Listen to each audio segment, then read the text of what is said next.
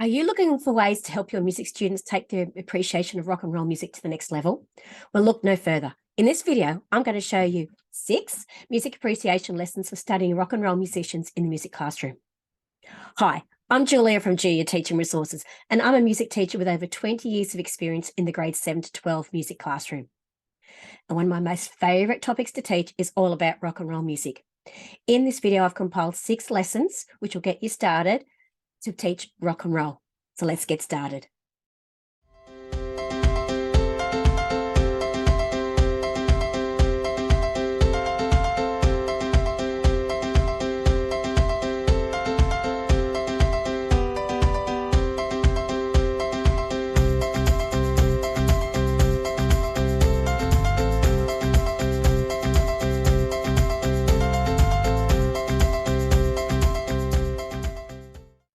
Six music appreciation lessons for studying rock and roll musicians in the music classroom. So welcome. As I said, we're going to look at 6 different lessons that you can use to teach rock and roll music for your middle school music students. Now, sorry that I sound a bit weird. I still am not very well. I was flat out last week, feeling really sick, and I'm on the tail end of it. Hopefully I'm getting better, but certainly I was not well last week, and you can hear it in my voice. Still not quite right. Hi, I'm Julia from Jooya Teaching Resources. My mission is to help busy music teachers like you in classrooms around the world with the resources you need to teach music appreciation to inspire the next generation of musicians. Now, before we get started, if you are looking and like the look of these resources and you are looking to actually change up your music curriculum in some way, go and get this fantastic freebie, which is if you go to juliajooya.com/makeover your music curriculum, you'll find everything you need there. Put in your details and I'll send you straight away a free download. It's 35 pages long, got lots of different ideas on how you can make your music curriculum more interesting and change it up, because I've got a lot of people telling me at the moment they want to change the way they've been doing things. So don't have to reinvent the wheel. Go and have a look at that fantastic freebie. So, to fully appreciate rock and roll as a genre of music, music students should know about the pioneering rock and roll musicians that revolutionized and paved the way for the various other forms of music that have followed. The roots of rock and roll and music date back to the 1940s, and since then it has undergone various significant changes that have made it what it is today. Now, I generally start when I'm teaching this with the beginnings of rock, and I teach African music and jazz music, and I do that very briefly, then I move into rock music, and this is what I'm showing you today about rock music. For middle school music teachers, understanding rock and roll musicians' history and their significant contributions to music can be a great series of lessons to engage your students. Watch on to discover the rock and roll musicians that changed the face of music history and discover some music appreciation lessons aimed at the middle school music and general music classroom for studying rock and roll musicians. I said, this is one of my most favorite units to teach. I have taught it for years. I will continue to teach it for years because it is such a good topic. The kids love it. They can actually, they just like it. Okay, and it really does help them set up and what other music that came after that they now like to listen to. So before starting the study of rock and roll musicians, it is important to know what are the essential parts of rock music history that every Before starting the study of rock and roll musicians, it is important to know what are the essential parts of rock music history that every music student should know. These are the roots of rock and roll, including African-American musical traditions like blues, jazz, gospel, and key figures like Chuck Berry, Little Richard, and Fats Domino. And also the historical and social context that gave rise to rock and roll music in the 1950s, including the impact of radio and television, the rise of the teenage demographic, and cultural and racial tensions of the time. All those things are really important when understanding it. And I know I've had kids say to me, but we're not studying history, Miss. And I say, yeah, I know, but if you don't understand the cultural and the context within how rock actually formed, then you don't really get to have a full appreciation of why the music was so revolutionary at the time. Next things are the evolution of rock music into different subgenres, such as psychedelic, heavy, punk, grunge, musical, and stylistic characteristics of these genres. The impact of rock music on history and on society and culture, including its influence on the broader social and cultural movements such as the civil rights movement, the counterculture of the 1960s, and the rise of feminism. And the enduring legacy of rock music, including its influence on other musical genres and its continuing relevance as a form of artistic expression and cultural identity. Once rock music started, it has certainly evolved over time, but it hasn't gone anywhere. And I think that's the testament to the style of music that it actually is. Rock and roll. Where did it start? Before rock and roll, there was the blues. Introducing your music students to the musical traditions that influence the development of rock and roll is important for their understanding of this music genre. By teaching them about the origins of the blues and the key rock and roll musicians who helped to shape the genre, your music students will be able to recognize musical patterns in the music that they will study later with other key rock and roll musicians. So when you're studying the blues in your music classroom, make sure to include lessons for listening to recordings by blues artists such as Robert Johnson, Muddy Waters, and B.B. King. While listening to these recordings, encourage your music students to identify the musical and stylistic characteristics that later influenced the development of rock and roll, such as structure, instrumentation, and rhythmic features. And we know with structure, the main thing that the blues gave us was the 12-bar blues structure, which is what I'm about to talk about now. So it is also important when studying the blues that you introduce your students to playing the 12-bar blues on instruments you have available in your classroom. There are lots of YouTube videos to play along with that make this easier for both you and your students. But if you're looking for some resources for the guitar and ukulele, try the 12-bar blues bundles that are available in my Teachers Pay Teacher store. Now, personally, I'm more of a guitarist and singer. So I like when I'm doing the 12-bar blues structure that we play it. I tend to play it in G because it's nice and easy for guitar and ukulele. And if you've got kids on keyboards, and if you've got kids that want to play maybe just even xylophones or any barred instruments, makes it easy that, you know, you can skip the F sharp, you just play the fifths in the chord pattern.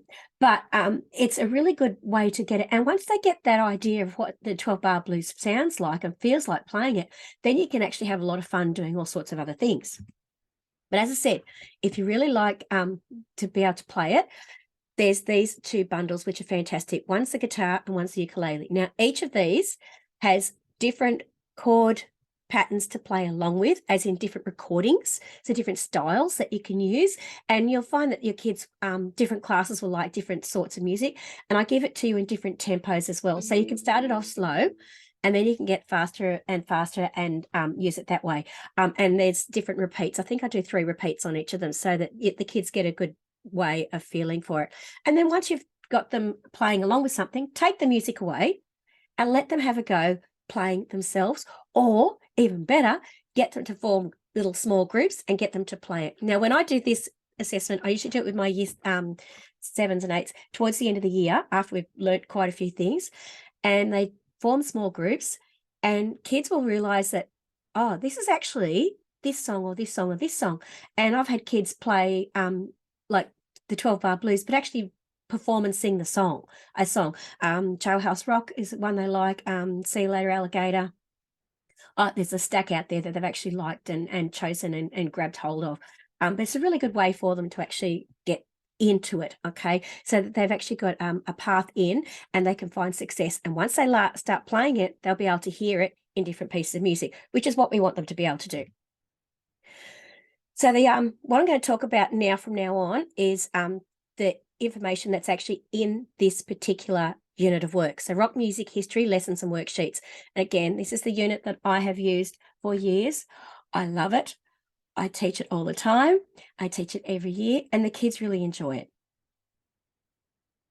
So we're going to start now with the blues, and you can see that there's little lessons. That one there, you see where it says 12-bar blues. I woke up this morning, fell right on my head. Now, what I generally do is, as I said, you can see that we play the chords in G, we play the 12-bar blues in G, is I'll actually get the kids to actually make up a song. Like, hey, how did you get to school today? Let's actually do our own 12-bar blues, and we come up with it and we sing it. And it's, you know, it's something silly, but they remember it. They really remember it. Another way you could do it is use good old ChatGPT, AI, and put in 12-bar blues structure and the structure you want the lyrics to come in. See what some sort of song lyrics they'll come up and use those. Okay, again, another great way to actually get them to play 12-bar blues. that they can own. So the development of rock and roll. Once your students have a basic understanding of the blues, you can start to introduce them to the development of rock and roll. Teach them about the social and cultural context that gave rise to rock and roll music in the 1950s, and briefly introduce them to the key rock and roll musicians who helped to shape the genre. Have your students listen to recordings by these artists and encourage them to identify the musical and stylistic characteristics that actually define rock and roll. So again, when I'm starting this, we look at this and we look at these two particular listening things. The Jimmy Rogers Blue Yodel, the kids go, oh boy, this is a bit old, miss. I said, yeah, I know, but this was the music, like country and western was and it's gone on its own little tangent, and rock and roll went another. But the blues sort of went into those two different genres, and then from there it spread. And then obviously B.B. King, the 3 o'clock blues. And look, you can't beat any of these. And it talks about rhythm and blues and country and western. Briefly, we're not going into a massive history about it, but just again, briefly talk about it, get the kids to actually listen, get them to actually answer the questions and move on. It's not meant to be something onerous. It's just like, this is what it is. This is what it sounds like. Let's keep going. Once you've done that, I like to move on to actual musicians to study. Now, when I first started doing this unit of work, I never actually included Fats Domino. And then I did a bit more research, and I was revamping things a few years ago. I went, no, Fats Domino should be in there. It was a big mistake on my part not to have him in there for so many reasons. And again, that social cultural context is really important for kids to understand, because Fats Domino really was the father of rock and roll, even though people attribute Bill Haley and the Comets. And again, it comes down to race and all sorts of things that was going on in America at the time. Okay. I'm not going to go into that. That's something that you need to address with your kids, but it's something that is a really important thing to understand. So Fats Domino was a pioneering rock and roll musician who helped to bridge the gap between rhythm and blues and rock and roll in the 50s. Introduce your students to the music of Fats Domino by playing recordings of his most famous songs like Ain't That a Shame and Blueberry Hill, and encourage them to identify the musical and stylistic characteristics that define his unique sound. And the thing is that I like about Fats Domino, and from musicians from now on, is you can actually get decent YouTube recordings of them actually playing. Yes, they're in black and white. You get that. But you can actually see the instruments, you can see the musicians on the instruments and how things were put together. And the kids will really quickly realise, oh, it's 12-bar blues, miss. Sure is. So while studying Fats Domino, it is a good time to start discussions about racial segregation in the era and how the music of Fats Domino was recorded by other artists, and he didn't receive any financial compensation as the songwriter. And that's, again, it's a whole other can of worms, but it's a good discussion to have about like how people earn money in the music industry and how things have changed so many times. But your students will also enjoy playing some of his songs on instruments. Again, Ain't That a Shame is a good one. Try playing it in G, and Blueberry Hill, try playing it in C. I don't think they actually match the recordings, but they're good. They're much easier keys for the kids to play in. But again, if you go and you have a look at the unit, there's information about how Fats Domino, a lot of his songs were recorded by other white artists like Pat Boone, and Pat Boone made millions and Fats Domino didn't receive a single cent. And how, again, that's a really good discussion to have with the kids. Well, why? Why is that not fair? That's not, and it's not right. Okay. And, how things have changed since. So you can see they're the lessons on Fats Domino. Ain't That a Shame is a really good listening one. And also the question web is just a good way to actually get kids into that. You can always get kids to take notes, but I find that if you actually do something with the information, read the information and do something with the information, they're still going to remember it. Okay. Because I never test my kids on the history of Fats Domino, but I want them to have an understanding of it so that when we listen to their music, they actually have a much broader picture of and can appreciate the music in its context. So next one, you can't do rock and roll or the study of rock and roll without do Bill Haley and the Comets. So Bill Haley and the Comets are one of the first rock and roll bands to achieve widespread success in 1950s. Introduce your students to their music by playing recordings of such famous songs as Rock Around the Clock, and encourage them to identify the musical and stylistic characteristics that define their sound.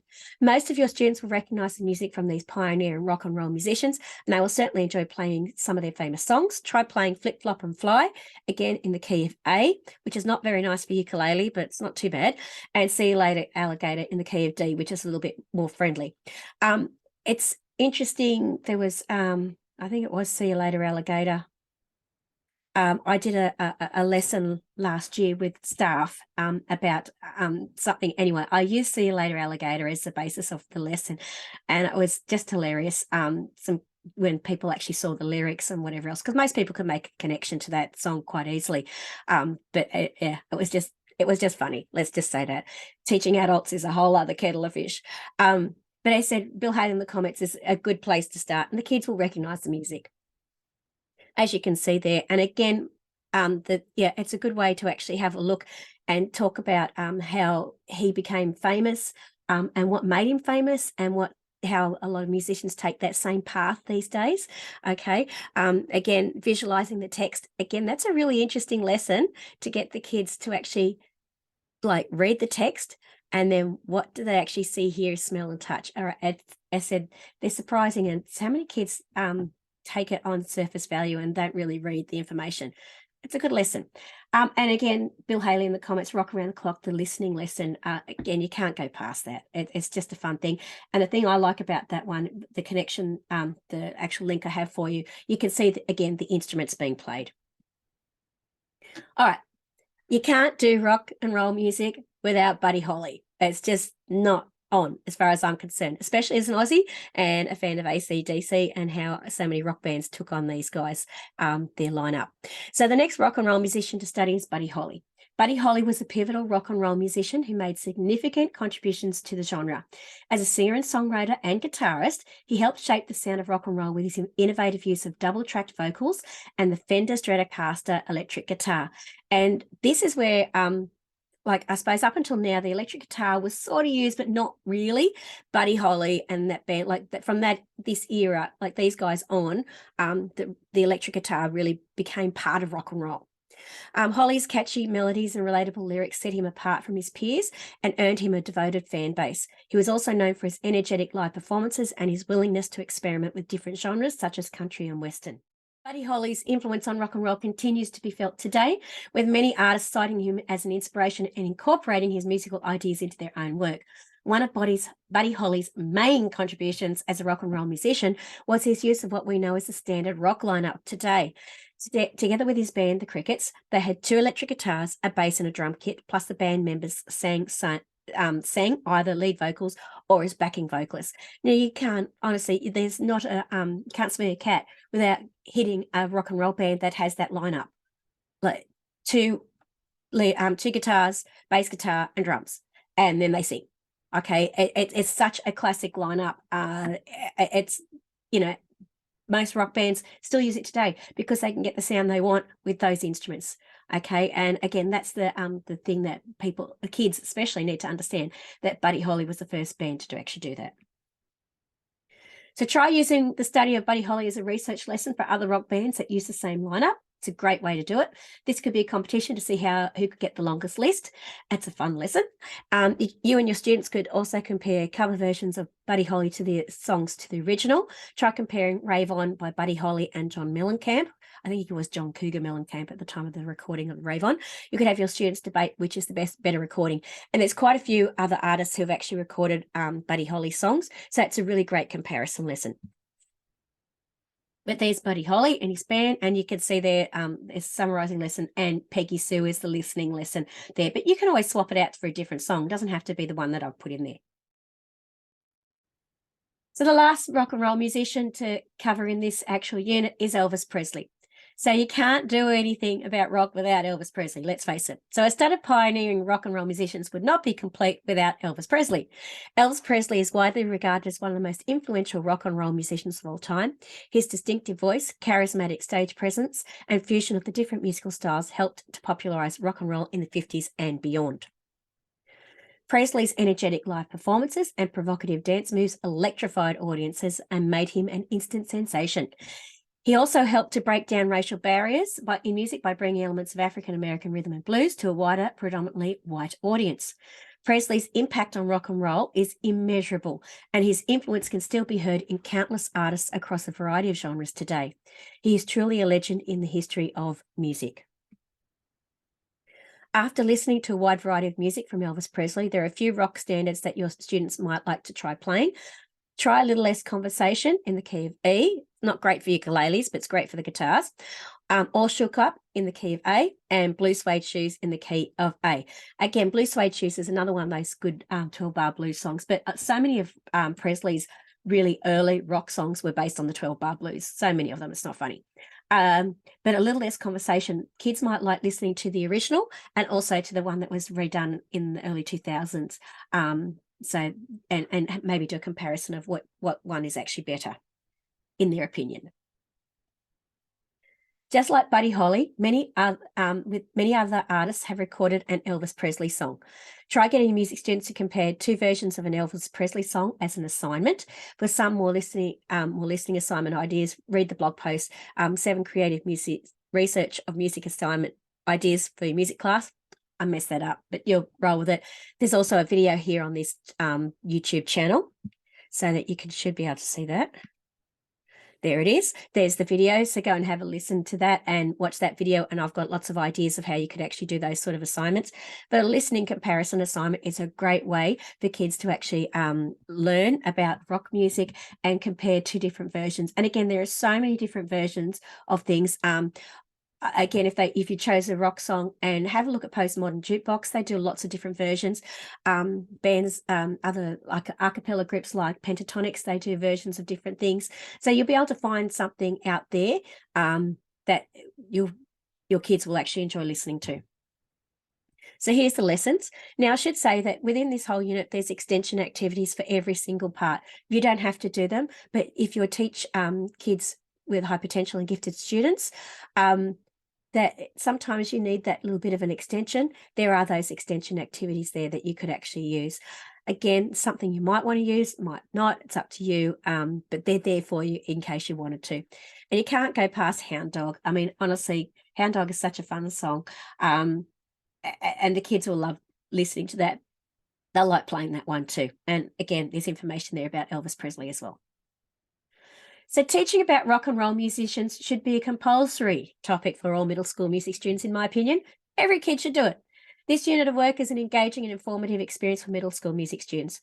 These 6 music appreciation lessons provide an excellent starting point for learning about where rock music started, the blues, its development, the key rock and roll musicians who contributed to the style of music. Don't forget, to help you teach everything that is discussed in this video, you can grab a copy of the rock music history lessons and worksheets from my Teachers Pay Teacher store. With these lesson plans, you'll be able to easily introduce your students to the rich history and evolution of rock and roll music. By doing so, you can help your students to cultivate a love and appreciation of the genre while also introducing them to new music they may not have ever heard before. So how about another freebie? If you'd like the elements of music, okay, there's I've got the elements of music mind maps there, juliajooya.com/free mind maps.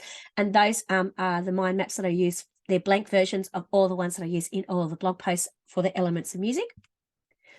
If you'd like to know more, don't forget to go and have a look about the elements of music resources on my website, or all the blog posts. I've got stacks of things over there for free. Go and have a look. Heaps of stuff, as well as heaps on this YouTube channel. And if you want to buy some music resources like the unit that I was talking about, go to my Teachers Pay Teacher store, which is Jooya Teaching Resources. And thank you so much for watching. Now, if you've got this far, thank you again. And don't forget to subscribe to this YouTube channel, because I put out new content every week so that you guys can have got something to keep going and something to choose from, for your music classes. That's the whole idea of it. Okay, so hopefully you've got enough ideas about teaching this unit of work. I said it's all done for you. Go over to my Teachers Pay Teacher store. Everything's in there. Okay, there's links to click, there's songs to play, there's links to the songs, links to everything, so that everything's just there. You just have to teach it. Your kids will enjoy it. You'll enjoy it. I generally teach this over the course of about 10 weeks.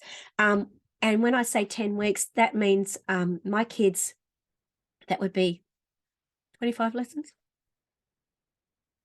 something like that, I think. Yeah, would be 25 lessons. Because what I generally do is teach a bit of the history, then we do a practical lesson at the end, then we do a practical. Then the next lesson we might do a listening lesson, then the practical. And I keep breaking it up so that over the course of the time, and then we might spend a bit more time doing might spend a bit more time doing the assignment, whatever assignment we happen to be doing, whether it be a listening one or a practical one. So it over the course of 10 weeks, you'll actually get something done. So again, go to my Teachers Pay Teacher store. You'll find that rock music thing. If you actually really like teaching rock music, I've got a rock music mega bundle that has everything in it, and it's really, really good. That mega bundle is what I generally use to, like, I'll teach this sort of the end of year 7, and then the rock mega bundle, I'll concentrate on that for year 8. That's generally what I tend to do when I'm teaching. But again, it's up to you what courses. You can pick and choose which ones you want to do. Anyway, until next time, I'm Jooya from Jooya Teaching Resources, and happy teaching. Bye.